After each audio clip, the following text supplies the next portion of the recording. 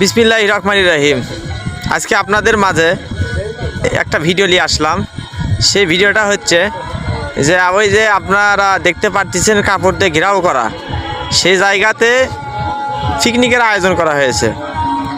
তো এখন সময় বাজে 3:46, বৈকাল 3:46। তো এখন চতুর সাইডে কিন্তু আসরের আজান দিচ্ছে।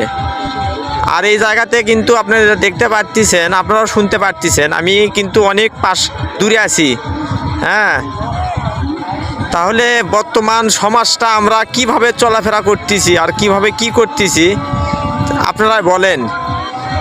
একটা মুসলমান কান্ট্রির দেশে এভাবে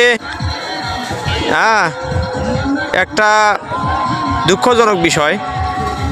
তাই সবাইকে দৃষ্টি আকর্ষণ করছি, আসুন আমরা সবাই মিলে এলাকা থেকে এই অসামাজিক কাজটা দূর করে ফেলি।